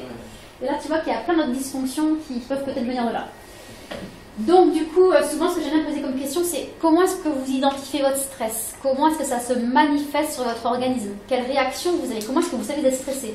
Et là, vous avez vraiment des réponses spontanées très intéressantes. Vous aurez des patients qui vont vous dire je tachycarde, j'ai chaud, je transpire, je rougis. D'ailleurs, vous voyez des fois les décolletés qui sont tout rouges là. Thierry va mettre ça dans les péricardes. Et effectivement, c'est des gens qui ont trop d'adrénaline. Et donc, vous aurez déjà des éléments super intéressants. Vous saurez dans votre traitement que vous aurez besoin de calmer un peu ce système nerveux orthoparassympathique, enfin le rééquilibrer et donc diminuer plutôt l'adrénaline. Des personnes vont vous dire oh, je rumine, je dors pas de la nuit. Sérotonine, mélatonine. D'autres vont vous dire bah, j'ai des troubles digestifs, ça peut ramener aussi au nerf vague. Enfin bref, c'est des informations qui vont venir spontanément, qui vont être très intéressantes. Et lui, spontanément, il dit bah, ça se manifeste justement par une irritabilité, des ruminations, difficultés d'endormissement, et puis bah, c'est là que je craque tout le temps pour manger du sucre en fin de journée. Donc là, c'est clair, ça vous évoque un déficit de sérotonine. Voilà. Et donc, on recontextualise, on a repéré une nouvelle dysfonction, on avait déjà pas mal, on avait déjà relié des choses avec son surpoids, et maintenant, on a encore une nouvelle dysfonction. Ah, j'ai avancé un peu vite, je pense. Non, c'est bon. Ouais. Voilà, on a du déficit de sérotonine, et donc est-ce qu'on peut faire un lien? Est-ce que son déficit de sérotonine peut être lié à une dysfonction déjà repérée, d'après vous? La dysbiose. Tout à fait. Très bien. Donc c'est intéressant, moi j'aime beaucoup procéder comme ça. À chaque fois j'ai mon ordinateur où je marque tous les recueils de données, les plaintes, et j'ai ma petite feuille papier à côté où je marque les dysfonctions. Et donc après la consultation où j'ai plein de dysfonctions marquées, j'essaye de faire du lien. Et du coup ça construit des petits graphiques de ce type-là, plus ou moins complexes, plus ou moins complets. Et ça permet de faire vraiment du lien. Et pour le patient, il se rend compte qu'on l'a pris dans sa globalité, qu'on l'a vraiment écouté et qu'on a fait du lien. Ça le motive énormément pour son traitement. Donc effectivement, on sait qu'une dysbiose de putréfaction aura tendance à détourner les précurseurs de la sérotonine. Ça c'est un peu vrai, mais pas archi vrai. Parce que normalement, le microbiote, il est quand même dans le côlon. Et que le précurseur de la sérotonine, le tryptophane, il est quand même absorbé dans le grêle. Donc c'est pas archi faux, mais c'est loin d'être archi vrai quand même. Par contre, l'inflammation, oui, l'inflammation, qu'elle soit digestive ou périphérique, détourne le tryptophane ou vers des voies neuroexcitatrices en plus, donc qui vont plutôt rendre anxieux. Ou alors même au niveau du tube digestif, le tryptophane va être utilisé par des cellules dans l'intestin, les cellules entérochromaffines, pour en faire de la sérotonine, mais digestive. Et cette sérotonine digestive, elle ne rentre en aucun cas dans le cerveau. Hein, souvent, quand on voit des émissions sur le microbiote, on dit l'axe intestin-cerveau, la meilleure preuve, c'est que l'intestin, il fabrique les mêmes molécules que le cerveau. Par exemple, la sérotonine, c'est tout le temps l'exemple qui est donné. Beaucoup plus d'ailleurs, ils disent souvent. Mais en fait, oui. Mais c'est quoi le rapport? C'est quoi le rapport? En aucun cas, une synthèse de sérotonine intestinale va rentrer dans le cerveau. Mais le rapport, ça peut être plutôt via l'inflammation. En cas d'inflammation, on détourne le tryptophane pour fabriquer la sérotonine. Par rapport à son assiette, il ne intestinale. va pas fabriquer beaucoup de sérotonine. Comment? Parce qu'il ne va pas fabriquer beaucoup de sérotonine par rapport à son assiette. Parce que tryptophane, par rapport à d'autres acides aminés qui sont présents dans la viande, qui est toujours dans sa alimentation, ils sont statistiquement plus présents que tryptophane, donc il n'a même pas possibilité de passer par statistiquement. Ouais, ça c'est une autre explication du coup qui est indépendante de l'intestin. Mais effectivement, c'est dans les autres causes de baisse de sérotonine. Parce que du coup, effectivement, on cherche les causes du déficit de sérotonine. On a dit que la dysbiose pouvait influencer un peu, l'inflammation beaucoup, mais il y a d'autres problèmes, effectivement. Comme vous dites, la viande, notamment le soir, qui va apporter beaucoup d'acides aminés compétiteurs au tryptophane, les acides aminés branchés. Effectivement, on sait quand on mange de la viande le soir, on va moins bien dormir parce qu'on fabriquera moins de mélatonine, parce que la mélatonine est fabriquée à partir de la sérotonine. Et si je mange des viandes le soir avec beaucoup d'acides aminés compétiteurs au précurseur de la sérotonine, eh bien je ne pourrai pas faire rentrer ce tryptophane dans le cerveau. Mais du coup, c'est indépendant de l'axe intestin-cerveau, si on veut, quoi. Donc voilà, on a trouvé des causes voilà, les causes, et puis, ouais, c'est tout, ouais. Et puis après, on sait que la sérotonine, quand on en manque, ben, on va être plus vulnérable au stress. Et d'ailleurs, du coup, on fait un lien avec le stress en tant que cause d'hypochlorhydrie, parce que vous vous rappelez, l'hypochlorhydrie, donc on avait dit qu'il y avait certainement des causes d'hypochlorhydrie. On n'avait pas trouvé d'hypothyroïdie, parce que l'hypothyroïdie est une cause d'hypochlorhydrie, mais par contre, c'est peut-être simplement son stress qui peut être suffisant pour entraîner cette hypochlorhydrie. Donc vous voyez, on a tout mis en lien, on a fait un maximum de liens. Quand on fait le bilan, du coup, ou quand on enseigne, on est obligé de cloisonner l'enseignement ou cloisonner notre bilan. Sinon, ça part dans tous les sens. On est obligé de se structurer un petit peu. Donc on cloisonne dans un premier temps par fonction microbiotale, détox, immuno-inflammatoire, métabolique, neuropsychique. Mais après, il faut réussir à décloisonner un petit peu tout ça et faire du lien. Et contextualiser. Donc on cloisonne, on décloisonne, on contextualise. Donc ce qui est intéressant de se rendre compte, c'est que du coup, vous voyez ici, on a entouré les fonctions, les dysfonctions digestives et écosystème intestinal, qui vont entraîner des dysfonctions immuno-inflammatoires, qui vont entraîner des dysfonctions métaboliques. Et puis on a aussi des fonctions neuropsychiques qui sont toutes un peu imbriquées les unes dans les autres. Donc finalement, tout est lié. On a cloisonné, mais on se rend compte qu'on ne peut pas rester sur une vision cloisonnée, c'est pas possible. Et puis n'oublions pas de contextualiser. Le patient vient pour du surpoids, sa motive c'est de perdre du poids. Il faut vraiment lui expliquer que tout ceci permet d'expliquer son surpoids. C'est important de le motiver par ce biais. Donc du coup là, en fait en gris j'ai mis les causes, du coup les causes et les dysfonctions, et puis la prise en charge va découler de ces causes tout simplement. On a fait tout le travail quand on a ça. Quand on a fait ça, c'est pour ça que c'est vraiment la partie la plus importante de notre consultation. Maintenant, il suffira simplement de dérouler un petit peu le fil et puis de traiter l'origine des problèmes. Donc ça va arriver par, on va devoir prendre en charge sa dysbiose. Alors, on connaît plein de façons de traiter en charge une dysbiose. Des fois, on peut donner des huiles essentielles très fortes, mais là, il mange tellement mal. Voilà, tout à fait, la mastication en premier lieu, peut-être que ça peut suffire. Je me rappelle quand même d'un patient qui était venu, non, c'est sa compagne qui l'avait emmené. Motif de consultation, les gaz odorants. Et puis il me dit, mais je vois pas où est le problème. Puis sa femme, les 2 premières années de vie, vous savez, les hormones de l'amour, de la passion, elle ne sentait pas. Enfin, elle acceptait, elle devait sentir, mais elle devait les accepter. Et au bout de 2 ans, ça est devenu insupportable. Et donc je fais sa consultation, et puis lui il est persuadé que c'était normal, parce qu'il a toujours eu des gaz odorants, et sa mère a toujours eu des gaz odorants. Donc il s'était persuadé tous les deux que c'était vraiment quelque chose de tout à fait normal. Et donc j'interroge, bon il faisait pas trop d'erreurs alimentaires, il n'était pas stressé, bon, c'était assez suspect, donc je lui demande qu'est-ce que vous buvez à table. Il détestait l'eau plate, il buvait que de l'eau pétillante à tous les repas depuis tout petit, et sa mère aussi. Je lui dis, bah écoutez, je vous donne un seul conseil. Si ça ne marche pas, je vous ferai revenir, vous ne paierez pas. Arrêtez l'eau gazeuse. Et puis sa compagne m'a dit, oh, merci. Donc effectivement, des fois, un tout petit truc suffit. Donc c'est pas toujours la peine de balancer des huiles essentielles très fortes. Des fois c'est super, mais parfois c'est pas nécessaire. Et là, son assiette elle est loin d'être parfaite. Donc je pense qu'on On peut se donner le droit d'essayer sans traiter, et puis on verra plus tard peut-être.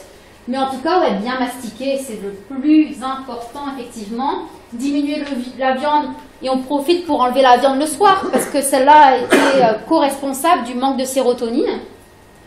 On va augmenter bien sûr les apports de fibres pour nourrir le bon microbiote qui va lutter contre le mauvais microbiote, enfin contre le microbiote de putréfaction.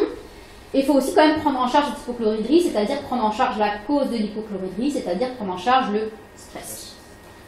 On verra tout à l'heure comment. Donc si jamais c'est insuffisant, on sera assez tôt pour proposer un traitement plus en profondeur, mais en première intention, je ne l'ai pas fait. Après, il n'y a pas qu'une seule façon de bien faire les choses, bien sûr, hein, c'est une proposition, il y a plein de façons de traiter. Il faut prendre en charge ce stress, donc pour ça, le magnésium, là par contre, c'est un peu un incontournable, mais on aurait pu dire, bon, en même temps, il n'en mangeait pas beaucoup.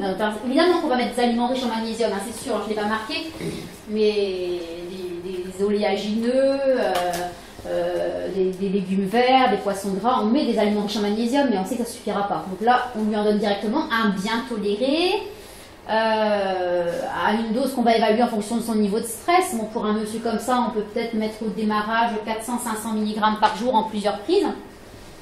On va l'inviter à faire de la cohérence cardiaque. Et on va insister, on va passer un petit peu de temps pour lui expliquer, c'est magique, mastication et cohérence cardiaque. Rien que ça. Ça peut tout changer. Les choses, des fois, les plus simples sont les plus efficaces. Le problème, c'est que c'est peut-être les deux choses qui ne fera pas. Ça prend du temps. Et ça ne coûte rien. Des fois, payer quelque chose, c'est les applications plus chères, payantes, peut-être que ça marcherait mieux. Et donc, on a quand même cette sérotonine déficitaire qui nous rend plus vulnérables au stress, donc il faudra aussi la prendre en charge. Et là, on va déjà arrêter les viandes le soir. En traitant le microbiote, ça va déjà aussi traiter, il faudra traiter l'inflammation aussi après, parce que c'est aussi un responsable du manque de sérotonine. Et là, j'avais proposé du griffonia, une plante qui contient le précurseur de la sérotonine. On peut parfois mettre du tryptophane en complément alimentaire, qui est le précurseur plus indirect de la sérotonine. Et pourquoi là, je ne l'ai pas fait? Pourquoi qu'il soit absorbé par l'intestin? Qu'il soit sur l'arrière. Ouais, avec son microbiote, son inflammation, ça aurait été un échec. Il aurait été détourné. Ouais, alors du coup, le 5-HTP, on peut le mettre à 17h, tu peux même le mettre un petit peu avant si tu veux, le reprendre un peu le soir, tout à fait. Donc, le 5-HTP, c'est ce qu'il y a dans le griffonia. C'est le précurseur plus direct de la sérotonine. Et puis, il faut aussi prendre en charge son hyperinsulinisme, qui est directement responsable de son surpoids, bien qu'il y a d'autres choses qui sont responsables de l'hyperinsulinisme. Hein. Donc, on va lui inviter à prendre une alimentation à charge glycémique basse. Alors ça, je pense que vous savez tous un petit peu ce que c'est. Si c'est pas clair pour vous, vous pouvez regarder les vidéos sur notre chaîne YouTube Micronutrition en capsule, qui explique ça longuement, hein, parce que c'est vrai que les gens savent qu'il ne faut pas manger trop sucré, mais souvent ils se gavent de pain, de pâtes, de riz, et même si c'est du complet, si c'est trop, c'est trop. Parce que souvent on dit attention, il faut prendre du complet. Ouais, mais si ça domine l'assiette, ça reste trop quand on est sédentaire, hein, beaucoup trop. Et puis on va aussi utiliser des stratégies pour faire descendre la charge glycémique de l'assiette, rajouter du gras. Et là, quand on vient pour perdre du poids, on se dit mais ça va pas. 1 gramme de graisse, 9 kilocalories, puis je lui dis je suis trop gras, elle me donne du gras. Mais effectivement, ça va baisser l'insuline. On peut ne pas trop cuire les féculents, ne pas trop broyer. Enfin bref, il y a plein de stratégies comme ça pour baisser la charge glycémique de l'assiette. On va bien sûr l'inviter à bouger. Moi, j'ai pas le temps. J'adore le moi. Moi, j'ai pas le temps. Sous-entendu, faut que ça à faire. Donc on peut aussi lui parler peut-être du fractionné à haute intensité qui est fait rapidement. Mais en tout cas, c'est vrai que on n'est pas fait pour être sédentaire. C'est un vrai problème. Éventuellement, si ce n'est pas suffisant, bien qu'encore une fois, on peut se permettre de dire qu'on fait les changements alimentaires et l'activité physique, vu que ça justifie son mode alimentaire, son activité physique justifie son hyperinsulinisme, toutefois, si ce n'est pas suffisant, on pourrait l'aider avec de la berbérine, par exemple, qui effectivement favorise... On prend l'analyse qu'on a faite, lui, je serais pas mal. Ouais, lui, avec 6,6, on peut l'aider, même ça va le motiver, il y aura des résultats plus rapides. Mais en lui expliquant bien que s'il continue à manger comme il fait et qu'il ne bouge pas, on n'est pas des magiciens. Et la berbérine non plus. La berbérine va favoriser la sensibilité à l'insuline, c'est un peu la metformine naturelle si on veut. Il faudra aussi donner des conseils pour prendre en charge son terrain inflammatoire. Donc manger plus d'oméga 3, on peut lui recommander 300 g de poisson gras par semaine, les petits pour pas qu'ils soient pollués. Donc sardines, maquereaux, anchois harengs. Baisser ses oméga 6, il n'y a pas besoin de viande matin, midi, soir. Déjà, on aura envie le soir. Le matin, garder des protéines, c'est très bien. Le fromage aussi le soir. Ouais. Et yaourt plus fromage le soir, hein, ça fait plaisir. Hein. Ça se voit qu'il n'y a pas de madame à la maison. Qui... Donc effectivement, il faudra baisser ses produits laitiers. Hein. Même en eux-mêmes, en plus, qui sont acidifiants, tout ça aussi, on aurait pu en parler. Hein. Donc voilà, il faudra vraiment revoir cet équilibre. Une assiette riche en antioxydants, on va lui expliquer où on les trouve. Une assiette colorée, riche en polyphénol, du thé vert, du gingembre, du curcuma, enfin redonner de la couleur en son assiette, des produits de saison, du bio, etc. Juste par rapport au bilan qu'on a vu sur les gras, lui, l'assiette des gras ne suffira pas. Quoi. Enfin, si on veut travailler relativement rapidement, et même de manière, vu le niveau de carence qu'il avait en oméga 3, vous vous souvenez, hein, c'était vraiment très très bas.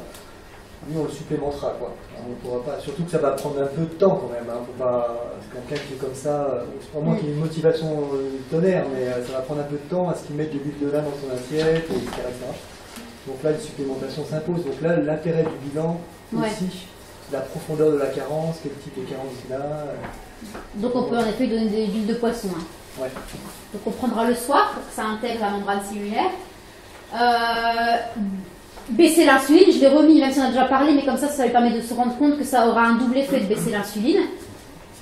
Et prendre en charge la dysbiose, même si on a déjà parlé de la prise en charge, c'est juste pour lui un but éducatif, d'explication. C'est important que les patients comprennent. Hein. C'est pas des moutons. Moi je me rappelle d'avoir eu un patient qui, j'avais commencé à lui expliquer, comme je fais toujours, il me dit, je veux pas d'explication, je me dis ce que je dois faire et pas faire. Prends la porte, parce que vous ne ferez rien. Lui, il avait un gros manque de sérotonine. Et puis, un vitamine D indispensable. Ça, c'est sûr. Donc, voilà. Tu aurais pu aussi parler de la rhumatisme éventuellement. Parce que s'il a du ouais. de graisse, ouais. c'est risqué. Tout à fait. Après, ça, c'est quelque chose que j'utilise souvent. Quand il résiste. Parce qu'en fait, effectivement, quand on a trop d'insuline, on stimule l'aromatase, qui est l'enzyme qui nous fait fabriquer des oestrogènes. Pour un homme qui veut sa virilité, effectivement, ça ne plaît pas. Mais je ne fais pas en première intention ça, parce que c'est violent. Mais quand j'ai eu des hommes qui résistaient à cette prise en... Parce que je leur dis, c'est très bien de perdre votre ventre, c'est dangereux, le ventre c'est inflammatoire. Il y en a qui n'en ont rien à kicker. Lui il vient pour ça, donc il va le faire. Mais quand je vois deuxième, troisième séance, il n'a pas fait d'effort, je lui parle de son aromatase et je lui dis, vous savez, avec l'insuline, vous faites des oestrogènes et vous baissez votre testostérone. Puis vous pouvez avoir des pertes d'érection, une moins bonne libido. Et là, tout de suite, ça déclenche tout. La fois d'après, il a perdu son ventre. Mais c'est vrai que ça peut être un argument si... L'érection matinale, c'est comment Voilà, c'est vrai que ça peut être un déclencheur. Mais lui, il venait pour perdre du poids, donc il sera directement motivé par ce motif. Donc voilà pour...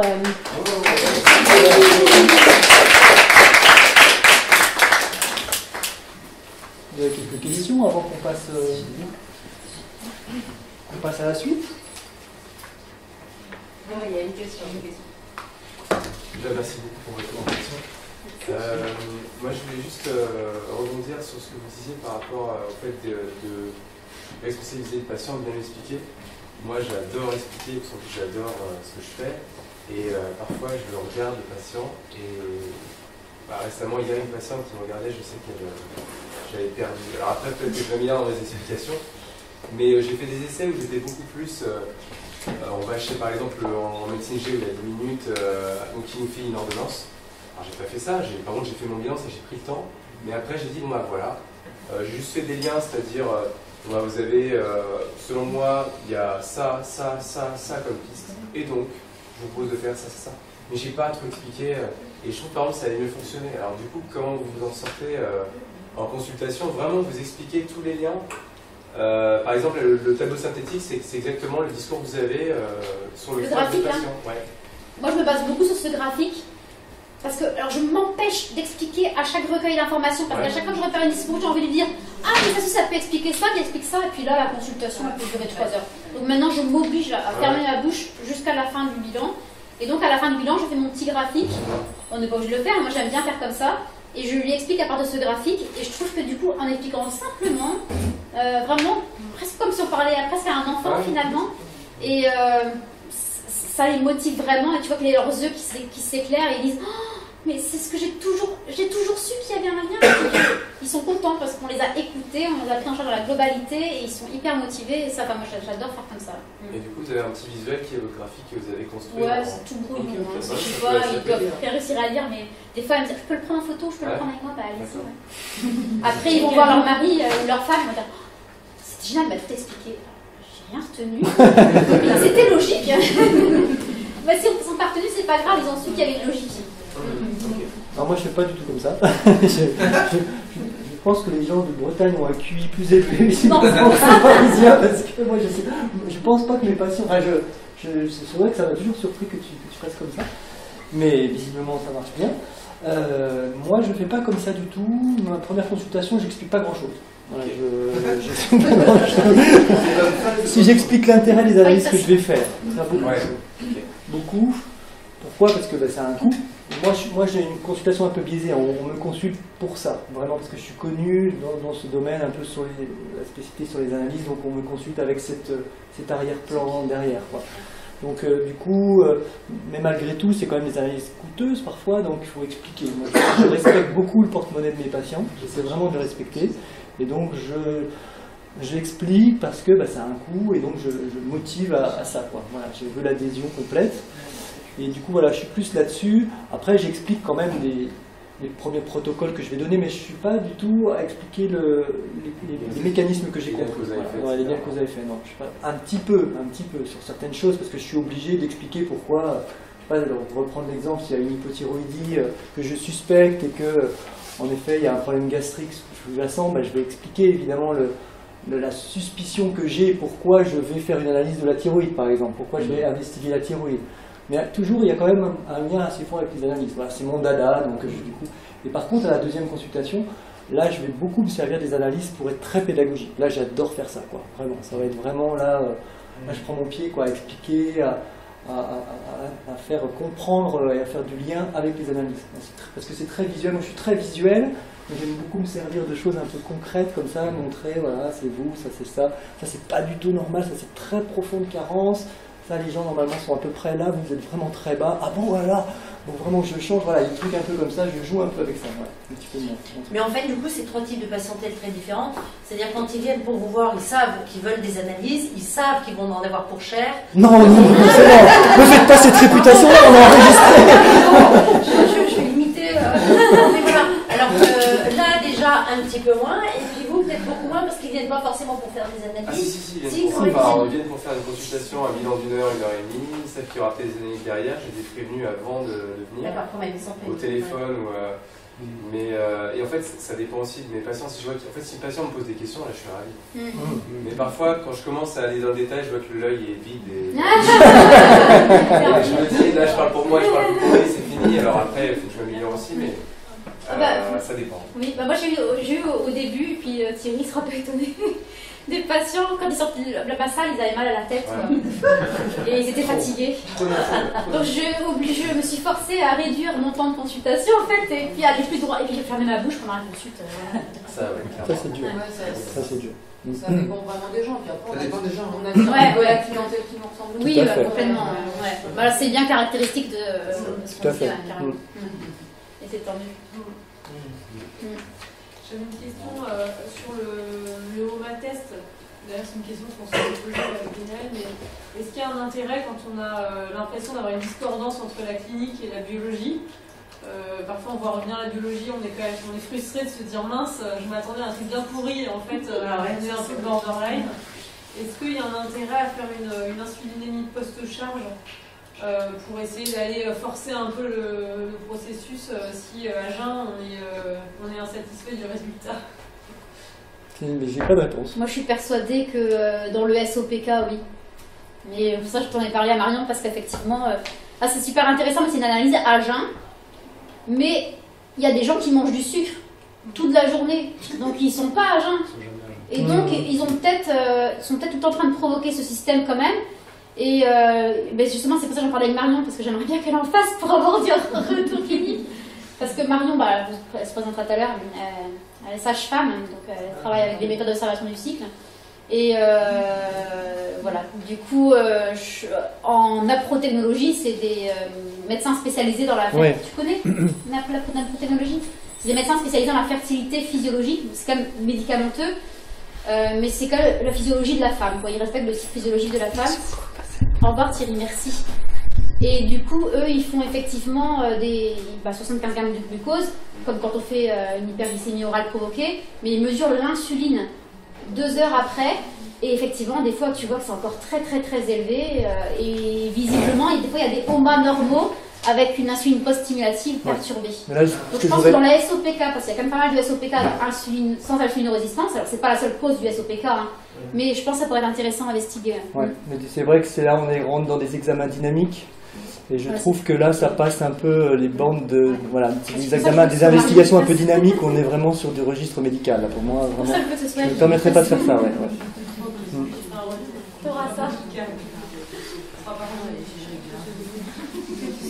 Est-ce qu'il y a une ou deux dernières questions?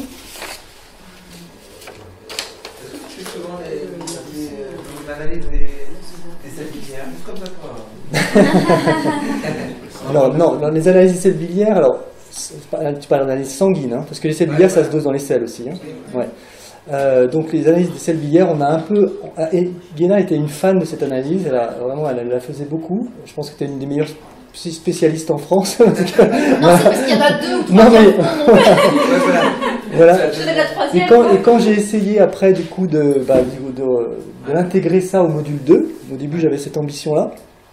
Et puis, quand j'ai construit la formation, j'ai pris la tête à Guéna pendant plusieurs heures pour essayer de comprendre comment elle raisonnait dans sa tête. Parce qu'en fait, il n'y a aucune étude là-dessus. Rien. Il n'y a rien. C'est le vide intersidéral. Il n'y a rien. Il n'y a aucune évidence-based médecine. Et donc, du coup, tu ne peux pas tirer un enseignement à partir de ça. Guéna y arrivait par sa pratique empirique, expérimentale, ses résultats et sa confrontation. Mais en fait, il y a très peu de choses. Alors, je sais, Moi, j'avais déjà fait, donc oui. Il marque quand même, tu sais, l'IPS. Oui, je sais, mais... Il marque des trucs bizarres. Ouais, mais c'est très bizarre. T'as vu un peu, c'est toujours la même d'ailleurs. Hein. C'est toujours la même feuille. Et puis, alors, il y a, comment il s'appelle, le labo, il y a un labo qui a repris ça, comment il s'appelle Romain Païs, non, c'est pas Romain Païs, mais il y a un labo qui s'occupe de ça, mais j'ai assisté moi aussi à une formation. Je n'ai rien compris. C'est des gens, alors je ne veux pas trop dire, mais peut-être qu'il y a des gens qui vivent un peu avec ça un peu là-dedans, mais c'est une analyse hyper complexe, je trouve, et qui, voilà, après, là, vraiment, j'ai renoncé, quoi. J'ai passé des heures et des heures et des heures, vraiment, j'ai renoncé, quoi. J'avais fait des espèces de patterns, je me suis dit, non, je ne veux pas enseigner ça, j'ai bien d'autres choses, et il y en a, comme je vous disais, sur l'intestin, il y a au moins 50 analyses, on a vraiment, là, vraiment, on a beaucoup de choses à faire, on peut se passer de ça, quoi. Vraiment.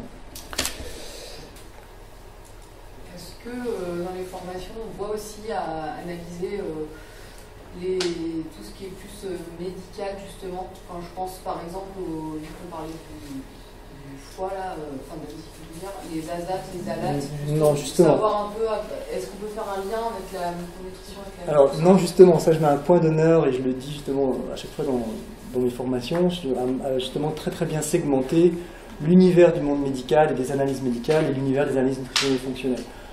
Par contre, à la pratique, après, libre à vous, il y a beaucoup de choses on peut trouver. Le truc, c'est que pourquoi c'est intéressant de faire des analyses nutritionnelles et fonctionnelles? Pourquoi c'est intéressant de faire une formation sur ce sujet? Parce qu'il y en a très peu. Alors, évidemment, il y a des labos qui donnent des analyses sur leur LIMS, SimLab, etc., donnent des formations. Mais des formations indépendantes sur le sujet, il y en a très peu. Donc c'est intéressant. Par contre, se former sur l'interprétation des alates et des azates, vous prenez un bouquin de médecine, vous avez, voilà, il y a beaucoup de choses. Donc ça ne sert pas à grand-chose qu'il y ait un enseignement dessus. Et puis moi, je ne suis pas médecin, je ne veux pas former à ça, je mets un point d'honneur à ne pas former à ça. En médecine, ce sera une interprétation sur du lésionnel. Est-ce qu'on ne peut pas en tirer quelque chose Enfin, moi, je ne parle pas forcément de faire ces analyses à notre patient, mais s'il a déjà fait des analyses, est-ce que ça ne peut pas déjà nous donner un peu des informations Bien sûr. D'ordre fonctionnel? D'ordre fonctionnel, pas trop, mais justement, ça peut tracer la frontière entre le fonctionnel et ce que vous ne devez pas prendre en charge parce que vous voyez un bilan enzymatique hépatique qui est très perturbé. Donc là, vous pouvez adresser, parce que ça dépasse le cadre peut-être de votre registre, par exemple. Mais en tout cas, moi, je ne vais pas me donner un enseignement là-dessus, quoi. Ça va dire, à la limite, ça me regarde pas, quoi. Ça ne m'intéresse pas. C'est pas... parce que justement, faut bien voir, on est un peu sur des pincettes quand même avec ce sujet-là, hein. On est bien d'accord, hein, en naturopathie, vous allez dans n'importe quelle école de naturopathie, justement, on va vous apprendre, moi ce que je trouve aberrant, j'en ai suivi une, pas jusqu'au bout parce que ça m'énervait trop, c'était trop insupportable, mais voilà, j'ai suivi une partie du cursus, et le truc que je trouvais très choquant, c'est qu'on apprend justement des analyses médicales. On n'apprend aucune analyse fonctionnelle et nutritionnelle, rien. Alors on apprend vaguement une numération formule sanguine, à interpréter un petit peu une NUM, à interpréter justement un bilan hépatique. Franchement, moi je trouve que ça ne sert à rien pour nous, absolument à rien. Ça va me donner aucune information, sauf à savoir trier un petit peu, à dire ok, ça c'est pas de mon registre, c'est du registre médical, parce que sur un bilan à la TASAT gamma GT, on ne tire aucune information fonctionnelle, quoi. Rien. Alors que le BMI, je vous ai montré tout à l'heure, on a des informations hyper pointues. Il y a 7 voies de détox. On a deux voies de détox sur lesquelles on a des informations hyper pointues, comme les analyses que je vous ai données tout à l'heure. Avec la B12, avec l'homocystéine, on évalue une voie intéressante au niveau de la méthylation, une voie de détox hépatique aussi. Donc on a à notre portée des analyses simples, nutritionnelles, fonctionnelles, qui sont beaucoup plus intéressantes que partir dans des bilans médicaux. Et qui vont déboucher sur des stratégies de prise en charge. Et qui vont déboucher sur des stratégies de prise en charge. Ouais. Mais il y a quand même un recoupement, enfin l'homocystéine c'est un marqueur utilisé par les médecins. Très peu connu, très peu connu. Le cholestérol, l'insuline, il y a quand même des cardiovasculaires. Très peu connu. Homocystéine cardiovasculaire, j'ai fait une énorme étude là-dessus, moi, parce que à l'époque je travaillais, je faisais des entretiens avec des médecins et des tables rondes. J'ai interviewé 30 médecins, cardiologues, hospitaliers. Je crois qu'il y en avait 3 qui connaissaient l'homocystéine. Alors que la cardio, quoi, c'est censé être. C'est pour ça que c'est. Non, c'est connu. Donc non, c'est exceptionnel, c'est des marqueurs fonctionnels, alors que pourtant...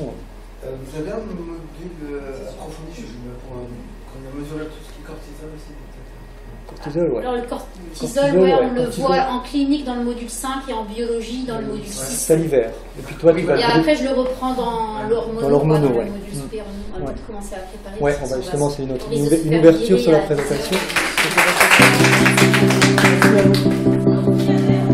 Et il y a 2 livres